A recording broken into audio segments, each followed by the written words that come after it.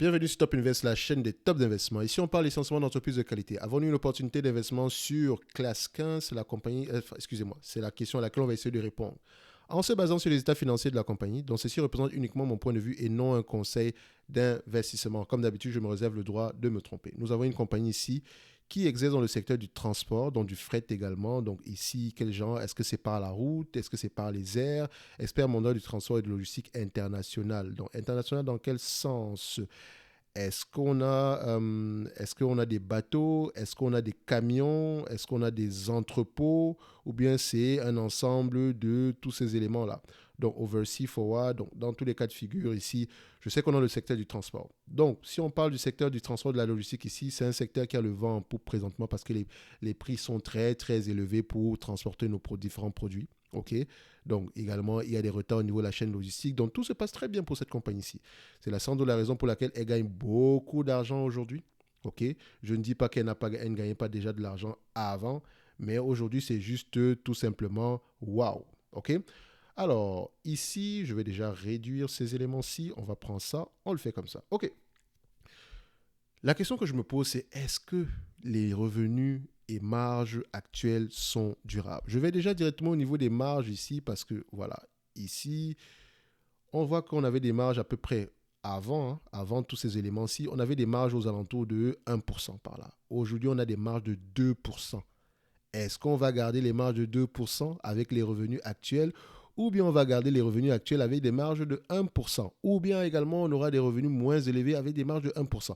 Qu'est-ce que je dois faire? Vous voyez que le questionnement est déjà assez compliqué. Donc je vois déjà ici que nous avons une entreprise ici. Il faut la prendre avec beaucoup de pincettes. C'est sans doute la raison pour laquelle le marché évalue cette compagnie-ci à 6 fois les bénéfices. OK, malgré les revenus, les bénéfices actuels. Le dividende ici, je ne sais pas s'il est safe, on va y revenir tantôt. Alors ici, en termes de media net income, ici, je veux voir ici, les analystes s'attendent à peu près à voir combien. Forward ici, qu'est-ce qu'ils nous disent? On a combien? Voilà. Donc, les analystes sont assez confiants ici par rapport au futur de cette compagnie-ci, en tout cas sur les 12 prochains mois. Je vais regarder maintenant ici au niveau de tickers, donc classe 15, classe 15, classe 15, classe 15. OK. Alors, qu'est-ce que tu vas nous montrer ici aujourd'hui? Donc, je vais déjà regarder à peu près combien d'analystes sont sur le dossier ici en termes d'évaluation. Parce que plus il y a des analystes, plus on est nombreux, mieux c'est. Mais si on est peu nombreux, il faut le prendre avec des pincettes. Il n'y a que 2 personnes ici. Donc, faites attention à l'estimation des analystes ici. Faites attention. Ici, quand on prend l'estimation ici, on s'attend... OK. Vous pouvez déjà voir qu'ils s'attendent à avoir à peu près de belles années en 2022. En 2023, peut-être en 2024 et à partir de 2025, boum, on retourne à peu près à ce qu'on a connu en 2020, un tout petit peu plus haut que ça. Donc là, on est clairement sur un schéma d'une entreprise qui est pas, je ne dirais pas cyclique, mais qui a des revenus extraordinaires. OK? Maintenant, la question est de savoir est-ce que c'est durable. Moi, je pense que non, ce n'est pas durable. Ça ne veut pas dire qu'elle ne peut pas revenir, elle peut pas arriver à des revenus à long terme à ces niveaux-ci, mais ces revenus-ci ne sont juste pas durables parce que c'est dû à la conjoncture actuelle. Et s'il y a un ralentissement de l'économie, excusez-moi, les prix vont avoir tendance à diminuer. Pour le moment, tout va bien, mais faites attention. Donc, qu'est-ce que moi je vais prendre ici pour me protéger sur classe 15? Je vais faire simple. À long terme, on s'attend à avoir à peu près 400 millions. OK? Ici, on avait à peu près 390 millions. Donc, je prends 400 millions.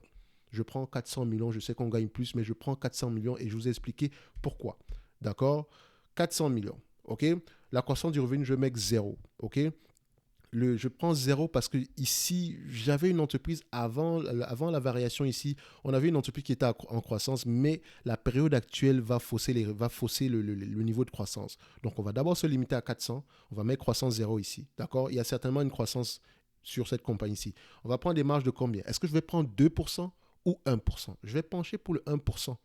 D'accord? Jusqu'à preuve du contraire. Ça m'étonnerait qu'on puisse garder des marges aussi élevées dans ce secteur-ci. OK? Je ne dis pas que c'est impossible, mais je préfère me protéger. OK? Au moins, si on a des marges plus élevées, tant mieux. Je serais surpris. D'accord? Donc, je prendrai ici du 1%. En termes de nombre d'actions, qu'est-ce qu'on a ici? Donc, vous voyez là que c'est une entreprise ici. Elle doit être elle doit être efficiente comme jamais.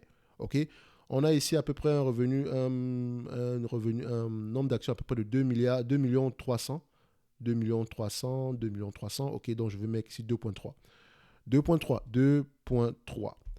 PER. Ah, clairement, c'est une entreprise, déjà, c'est une small cap, donc c'est une entreprise que je vais payer entre 10 et 15 fois maximum les bénéfices. Et 15 fois même, j'exagère. Je pense que je suis entre 10 et 13 fois les bénéfices. Donc déjà, elle ne doit même pas avoir une énorme dette. Et j'espère que ce n'est pas le cas. Donc quand on prend ici les PER de cette compagnie-ci, qu'est-ce qu'on obtient? Parce que le secteur du transport, ça ne se paye pas avec des PER très, très élevés ici. Enfin, en tout cas, le transport routier, il faut faire très attention. Alors, ici, la médiane est, waouh, 24 fois les bénéfices. Mon Dieu, 24, 20 fois les bénéfices. Aujourd'hui, on a 6 fois les bénéfices.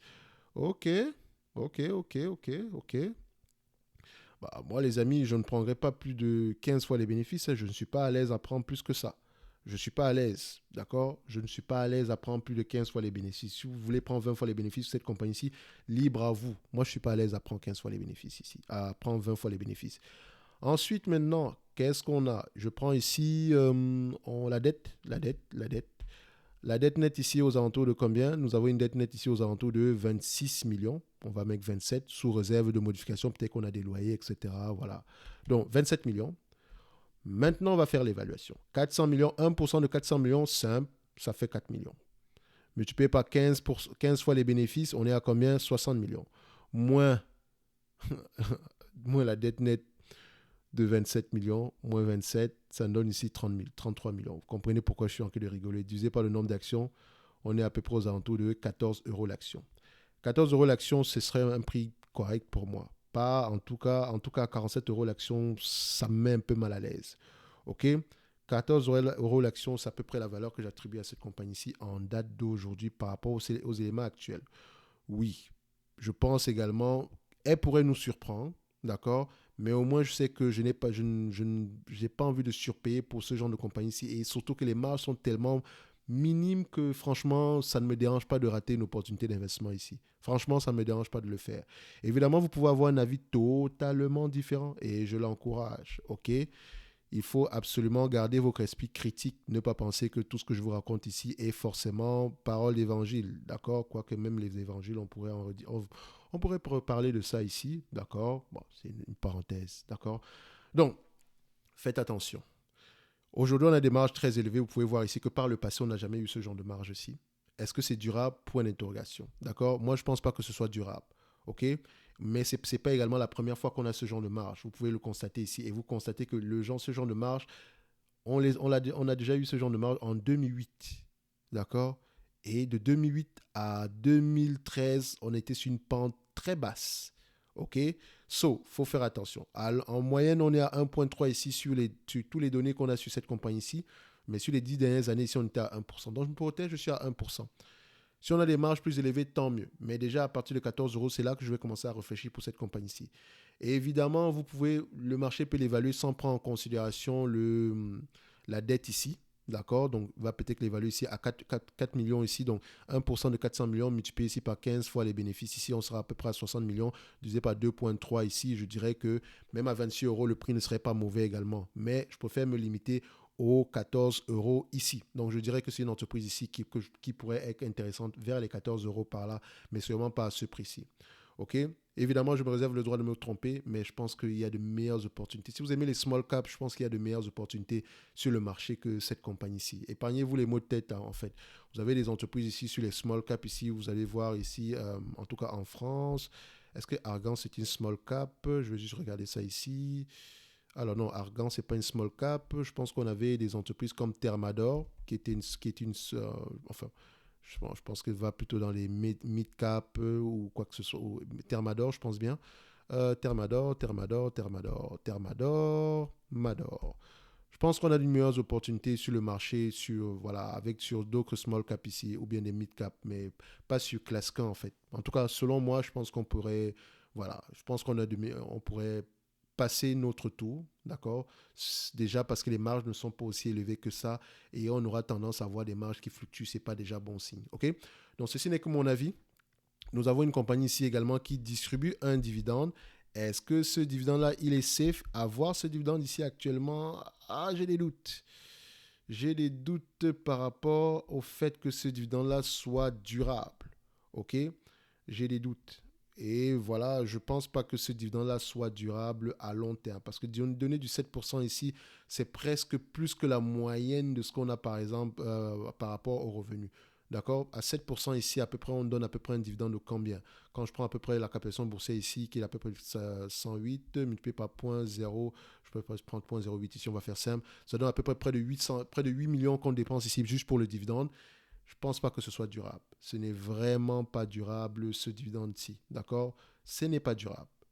Je pense c'est peut-être un dividende exceptionnel ici, mais voilà, les 1 euro, oui, mais au prix actuel, c'est vraiment pas durable. Je ne pense pas qu'on pourrait payer ce dividende-ci pendant longtemps, année après année. OK? Et si c'est un dividende spécial, OK, mais si c'est un nouveau paradigme pour le dividende, ce n'est pas durable du tout. Ça, il y a de grandes chances que ce soit le cas parce que je n'aime pas utiliser le terme certitude. En tout cas, pour Clasquin, je passerai mon tour. C'est pas une entreprise, voilà, c'est une entreprise assez correctement bien gérée, mais sinon, sans plus, je pense qu'il y a de meilleures opportunités sur le marché. Donc, on va se donner rendez-vous sur la prochaine vidéo et d'ici là, portez-vous bien. Merci.